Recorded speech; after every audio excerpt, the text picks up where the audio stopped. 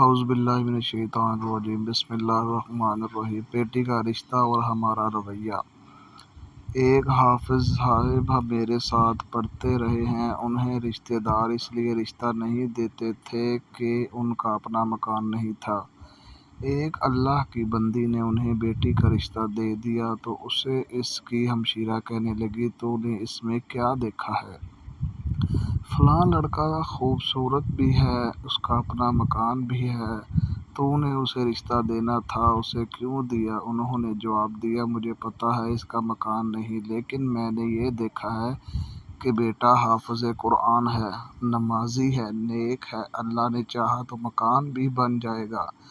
اللہ کر کے ان کی شادی ہوئی اور میاں بیوی مدینہ چلے گئے۔ وہاں سے واپس آ کر انہوں نے مکان بھی بنا لیا اور فیکٹری بھی۔ اللہ کریم نے انہیں اولاد سے بھی نوازا ہے اور ان کی بیوی اپنی دوسری بہنوں کی بنسبت زیادہ سکون میں ہے۔ آج کل بعض لوگ لڑکیاں بیعتے نہیں بیچتے ہیں، لاکھوں کے زیورات، نقدی، مکان، جائیداد اور خرچے وغیرہ کا مطالبہ رکھ کر رشتہ دیتے ہیں۔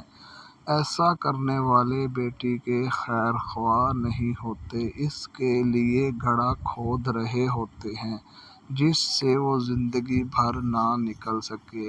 بیٹی کا نکاح کرنے سے پہلے مال و دولت کی فراوانی نہیں دیکھنی چاہیے، بلکہ یہ دیکھنا چاہیے کہ لڑکا محبت کرنے والا ہے، اسے شادی کے لیے مجبور نہیں کیا گیا، نیک نیت ہے اور نیک عادات و اطوار کا مالک ہے، اس کا اٹھنا بیٹھنا اچھے لوگوں کے ساتھ ہے، کماتا ہے، نکھٹو نہیں ہے، کماؤ پتر غریب بھی ہو تو ایک دن امیر بن جاتا ہے، لیکن نکھٹو دولت سے بھرے ہوئے مکان بھی اجاڑ دیتا ہے۔ لڑکی کو سسرال والوں سے کوئی لالچ نہیں ہونا چاہیے، نہ ان سے کوئی مطالبہ کرنا چاہیے۔ اعلیٰ قسم کے ملبوسات، عمدہ قسم کے میک اپ اور زیورات وغیرہ پر نظر رکھنے کے بجائے محبت کرنے والے شوہر کو دیکھنا چاہیے۔